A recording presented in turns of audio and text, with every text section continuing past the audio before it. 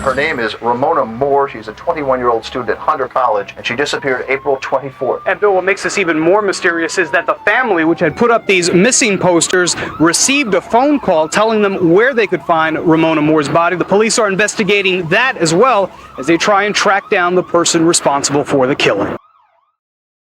On April 24, 2003, a bright young college student named Ramona Moore stepped out of her home in Brooklyn, New York, promising her mother she'd be back soon. She never returned. But what makes this case even more horrifying isn't just what happened to Ramona. It's the fact that she was alive, screaming for help, and no one came to save her. Her story is one of unimaginable cruelty, neglect, and a justice system that turned its back on her when she needed it most. Today, we're uncovering the story of Ramona Moore, her life, her dreams, and the nightmare that took everything away. Before Ramona Moore became the subject of one of the most disturbing criminal cases in recent history, she was just a regular young woman with big dreams. Born in Guyana and raised in the East Flatbush, Brooklyn, New York, Ramona was known for her intelligence, kindness, and determination. She had a close relationship with her mother, Elle Carmichael, who describes her daughter as the type of girl who would give you the shirt off her back if you needed it. Ramona Moore was born on October 8, 1981. She is a 21-year-old lady. She was an honors student at Hunter College, where she studied psychology. She was deeply passionate about education and had dreams of becoming a forensic psychologist. Ironic, considering how her own case would one day be dissected by forensic experts. But Ramona wasn't just about books. She also worked part-time to help her mother with expenses. She loved music, hanging out with friends, and had a bright future ahead of her. But none of that mattered on the night she went missing. Ramona Moore was born on October 8, 1981, in Guyana, and she's the only child of her parents. When she was 4, she moved with her family to the Canarsie neighborhood of Brooklyn, New York, United States. When Ramona and her family moved to Brooklyn, she attended local schools nearby, quickly adjusting to her new environment. She made many friends, several of whom came from the same close-knit West Indian community she had grown up in. She attended Brooklyn College Academy High School, located at 350 Coney Island Avenue. It was an alternative school with smaller classes than most, where students had a more relaxed atmosphere and even called their teachers by their first names. The school's main campus was located within Brooklyn College, while Ramona attended classes at the annex. Her friends described her as both highly intelligent and incredibly studious, yet also shy and always offering a warm smile when approached. Known as an angel with a big heart, she was loved by everyone she met. A self-proclaimed bookworm, Ramona was fully dedicated to her studies. She maintained an impressive 3.2 GPA and, remarkably, never missed a single day of class during her 3 years at college.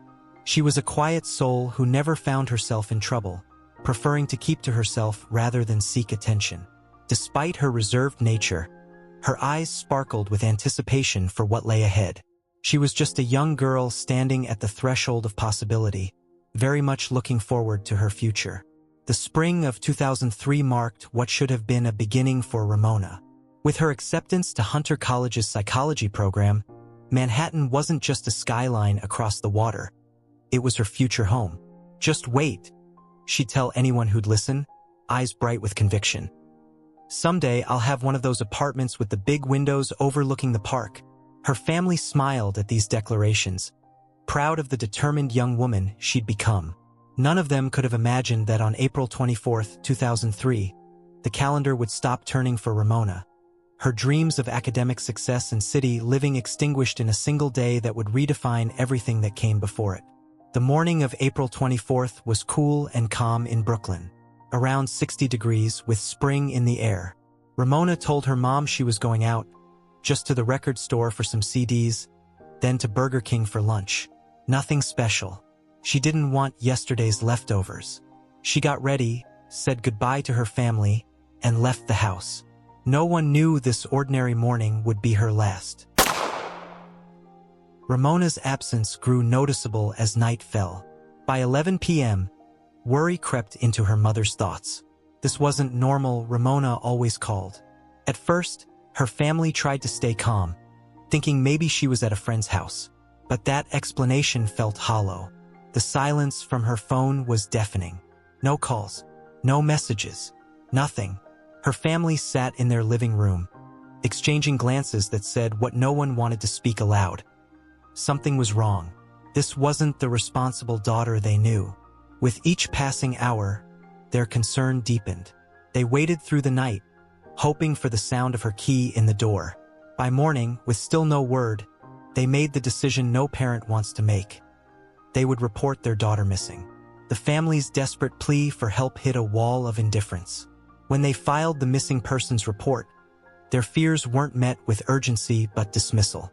One of the two lead detectives immediately waved away their concerns with casual assumptions. "She's probably just out partying," he told them with a shrug. "Or with a boyfriend." His words stung. This detective didn't know Ramona, didn't understand that this behavior contradicted everything about who she was. While the family gripped tightly to their worry, the police seemed to see just another teenage girl who'd wandered off voluntarily. The gap between the family's growing dread and the detective's casual dismissal only added to their nightmare. The very people meant to help find their daughter had already decided she wasn't really missing.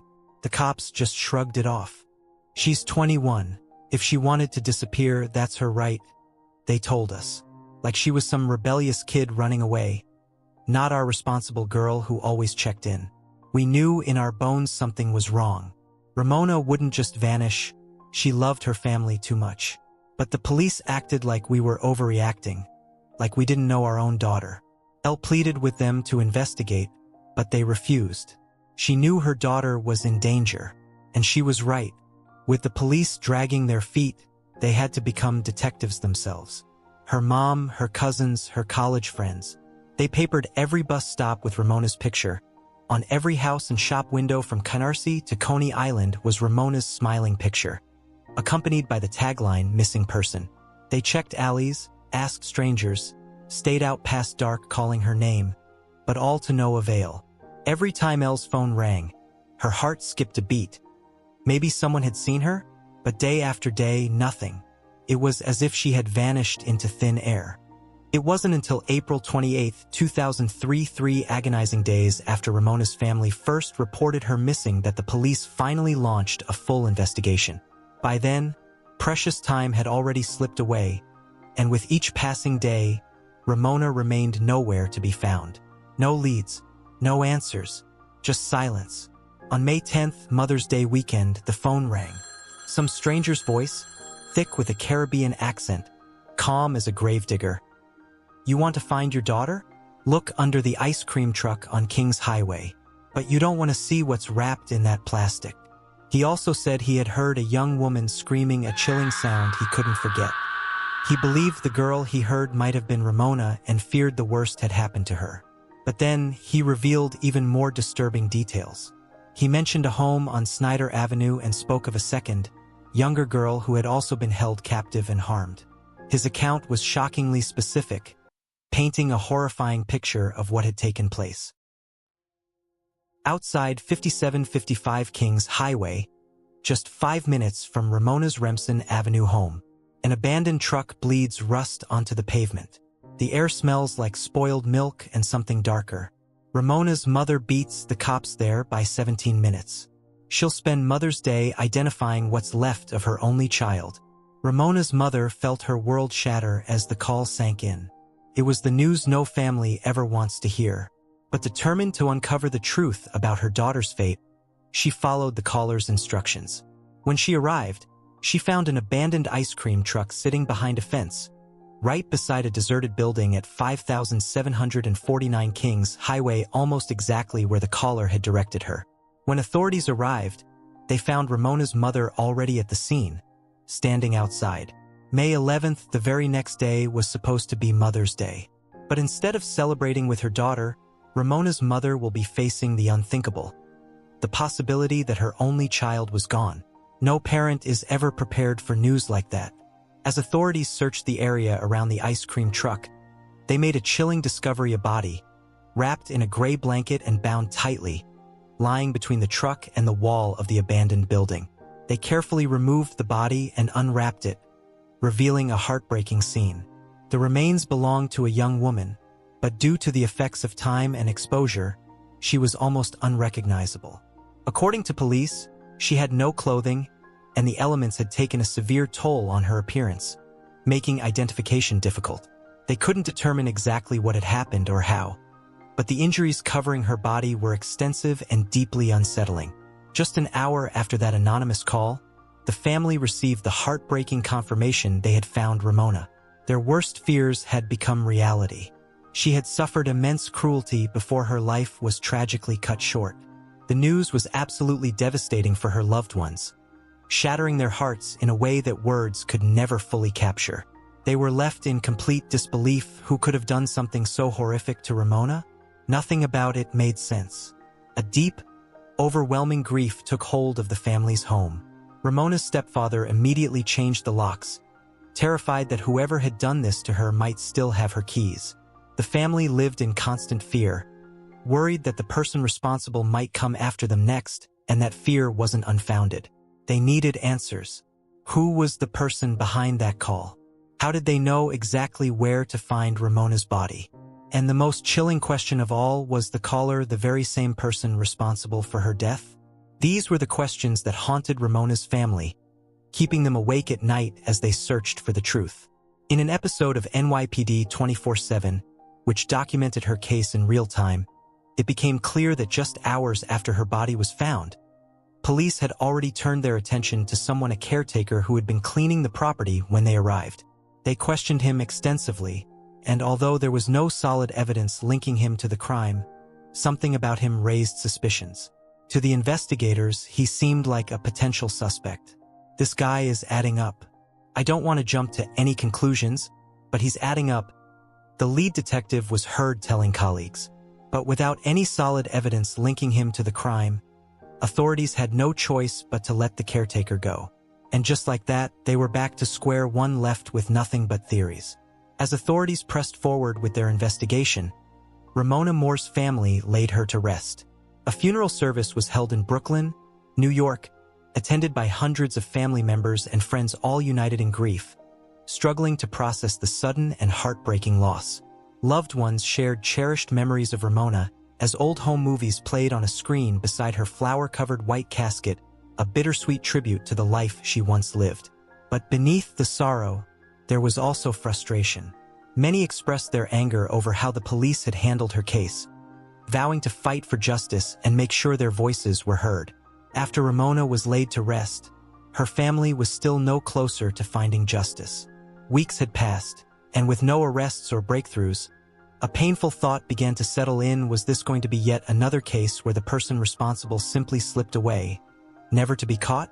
But everything changed when police spoke to two crucial witnesses. One of them was the other girl mentioned in the anonymous call, the one who had also been held captive in a home on Snyder Avenue. She was just 15 years old. She had been kidnapped by two men, held captive in a basement, and subjected to unimaginable abuse. But in a moment of desperation and courage, she managed to escape when her captors passed out after a night of heavy drinking. During her time in captivity, she had been bound to a chair, with tape covering her mouth and eyes, as the two men taunted her with chilling threats.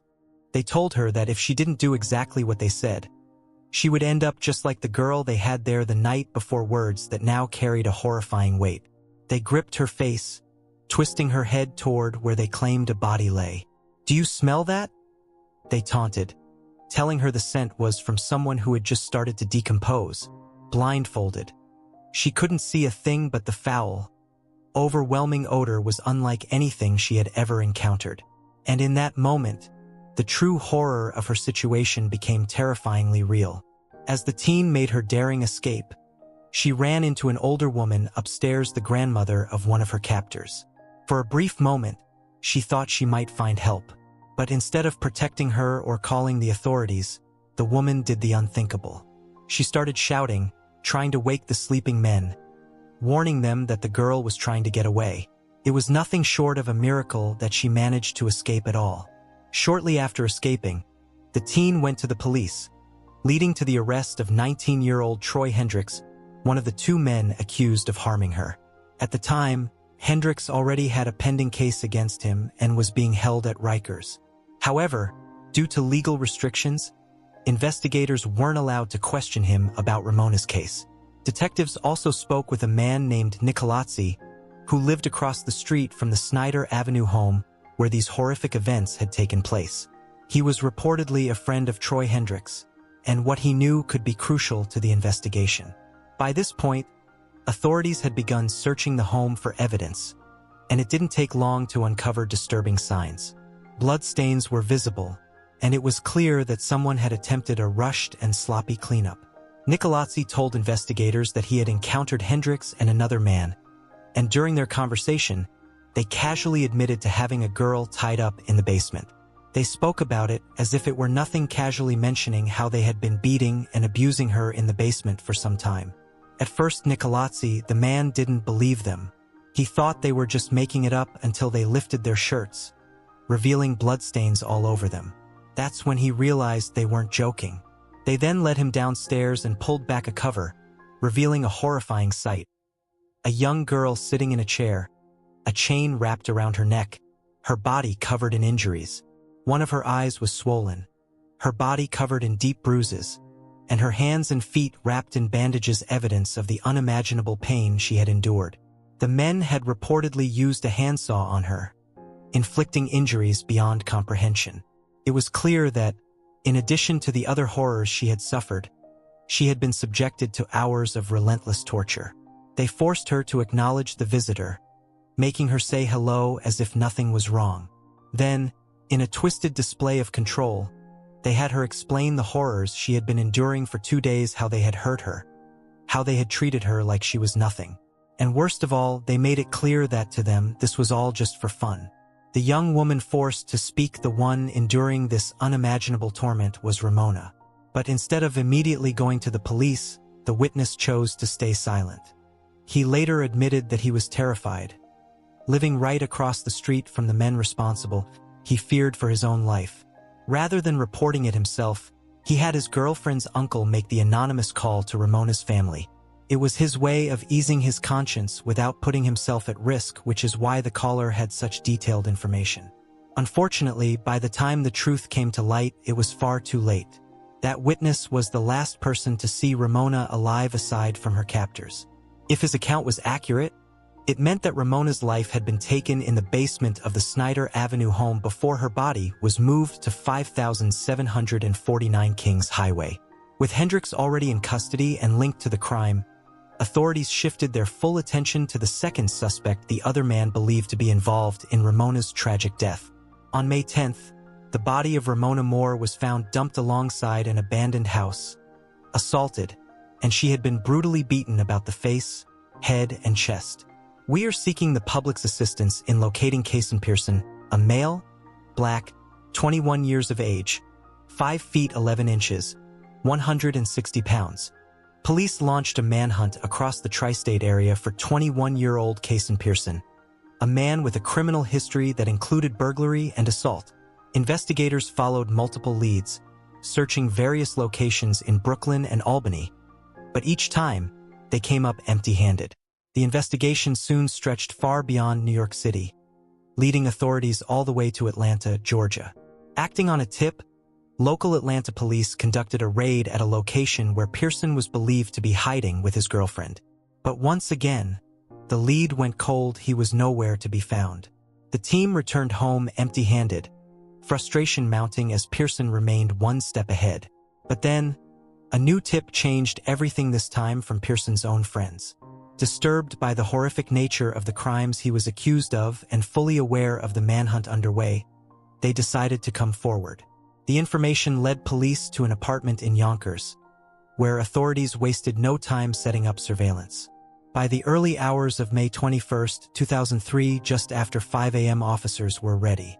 This time, they weren't taking any chances. Pearson was inside, and they were determined that he wouldn't escape again. Police first attempted a peaceful resolution, calling the apartment and urging Pearson to surrender, but he had no intention of making it easy. As the standoff unfolded, the woman who lived in the apartment returned home. Cooperating with authorities, she handed over a key, but it wasn't enough. Pearson had secured the door with a heavy chain. With no time to waste, officers used bolt cutters to break through. As authorities stormed the apartment, Pearson had already taken desperate measures, barricading himself inside the bedroom by shoving a bed against the door. Then, he hid inside a closet waiting. When officers finally broke through, Pearson sprang out, wielding a knife and lunging at them. Reacting quickly, police drew their weapons and fired twice, striking him once in the thigh. Pearson was immediately handcuffed and arrested on the spot. During questioning, he initially denied having any involvement in Ramona's death. But as time passed, his story began to unravel. Eventually, he confessed, revealing horrifying details of what he had done. Details even worse than anyone had imagined. Ramona's family was informed of his arrest. While there was some relief in knowing that justice was finally moving forward, it did little to ease their pain. The road to closure would be a long and difficult one. By January 2006, the trial was finally underway for Kason Pearson and Troy Hendricks, the two men accused of the horrific crime against Ramona Moore. After years of waiting, her family was now facing the painful reality of reliving every detail in court, hoping that justice would finally be served. In the courtroom, for the first time, a jury heard the horrifying details of what Ramona endured. She had been chained by her neck, hands, and feet, completely at the mercy of her captors. Her face was severely swollen from relentless beatings, both with foreign objects and bare hands. For 3 to 4 agonizing days, she was subjected to unspeakable abuse at the hands of both men. Evidence revealed further horrors: cigarette burns beneath her eyes and on her eyelids, cruel and deliberate torture. She had been left in only a sweater and underwear while still alive, her suffering prolonged. The weapons used against her were just as brutal: a hammer and barbell to strike her face and body, a handsaw and knife used to inflict unimaginable pain on her fingers. The sheer cruelty of the crime left the courtroom in shock. The barbell and hammer were likely the weapons used to disfigure Ramona's face, the force of repeated blows leaving her unrecognizable. Medical examiners confirmed the grim reality: she had been tortured, and her suffering had not ended quickly. As the gruesome details were laid out in court, Ramona's mother wept. Yet, through her grief, she found the strength to take the stand for her daughter. She bravely told the jury about her experience with detectives, emphasizing how their failure to act swiftly may have played a crucial role in her daughter's tragic fate. Ramona's mother didn't hold back as she testified. If they had put the word out within a day like they had with other cases that happened around the same time, they could have saved her life. A tip about that Snyder Avenue home she was held in might have come sooner. But police stood by their actions, insisting they had done everything possible within a reasonable time frame, arguing that this case couldn't be compared to others. As she sat on the stand, pouring her heart out, she noticed something that made her stomach turn: Pearson and Hendricks smirking and winking at each other. Their lack of remorse was beyond sickening, and the weight of it all was unbearable for her and Ramona's loved ones. But nothing could have prepared them for what happened next. The moment she stepped down from the witness stand, the courtroom turned into chaos. Pearson and Hendricks suddenly pulled out homemade Shiv's weapons they had stashed in their underwear. Since the blades were plastic, they had slipped through metal detectors unnoticed. In an instant, they launched a violent attack. Panic erupted. Jury members ducked for cover as Hendricks lunged at an officer, grabbing for his gun and swinging his Shiv wildly. At the same time, Pearson stabbed an attorney in the chin with his makeshift weapon. It all happened in a matter of seconds, sending the entire courtroom into complete mayhem. Chaos turned to control as officers quickly reacted. Hendricks was pepper-sprayed and overpowered, while Pearson was swarmed by officers, bringing the violent outburst to an abrupt end. Both men were then dragged out of the courtroom in wheelchairs. Not because they were injured, but as a security measure to restrain them. Pearson, unbelievably, was laughing to himself as he was wheeled away, showing not a single ounce of remorse. It was clear they knew their fate. They were likely going to spend the rest of their lives behind bars. Maybe this attack was their way of trying to escape, or perhaps a last-ditch effort to go out in a blaze of violence rather than face justice. A desperate attempt to avoid accountability. But whatever their plan was, it failed. The chaos had finally settled, but the damage was done. Ramona's family and everyone in that courtroom were left shaken to their core. The terrifying thought lingered. What if they had managed to grab those officers' weapons? How much worse could this have been? With tensions at an all-time high, the first trial was declared a mistrial, forcing the entire process to start over.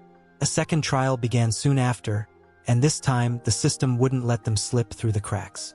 During the second trial, Pearson tried to rewrite history, claiming his confession had been forced by police. He insisted that his time with Ramona ended with a hug, that he had nothing to do with her fate, and that his previous statements were simply creativity and common sense. But no one in the courtroom believed him. On March 23, 2006, the jury found both Pearson and Hendricks guilty of kidnapping, assault, and first-degree murder. And on April 11, 2006, justice was finally served. Both men were sentenced to life in prison without the possibility of parole. The judge didn't hold back. They'll never be free. You are a deadly human virus, a deadly vessel of human terror, he told Hendricks as he delivered the life sentence. For Ramona's mother and family, there was some relief knowing these men would never walk free again. But even with justice served, the pain lingered, and so did the feeling that not enough had been done to save Ramona when it truly mattered. It was a thought that never left them. The belief that more could have been done and should have been done never faded. No one could have foreseen such a horrific fate for Ramona. But in those crucial days leading up to her tragic end, there were moments when she was still alive, moments that could have changed everything. She might have held on to hope that the man brought into the basement that day would step up and help her, but he didn't. Meanwhile, her family was searching frantically, just blocks away, unaware of how painfully close she actually was. Imagine doing everything in your power to find someone you love, only to feel like no one is truly listening. Ramona had her whole life ahead of her, a future filled with dreams, ambitions, and the promise of something great. She was a kind-hearted young woman with so much to offer the world. She had no way of knowing that the day she left home would be the day everything changed, that she would be taken off the streets and subjected to unimaginable cruelty at the hands of two individuals with nothing but evil in their hearts. Ramona should still be here today, building the life she dreamed of, maybe living in an apartment in Manhattan, chasing her goals. But that future was stolen from her. While the men responsible will spend the rest of their lives behind bars, her family is left with the pain of knowing how things were handled and how much more could have been done. They remain dedicated to keeping her name alive, ensuring her story is never forgotten. If she were alive today, Ramona Moore would be 43 years old. You are not forgotten. Monsters aren't just in the dark. They walk among us. Keep your eyes open, and I'll see you in the next one.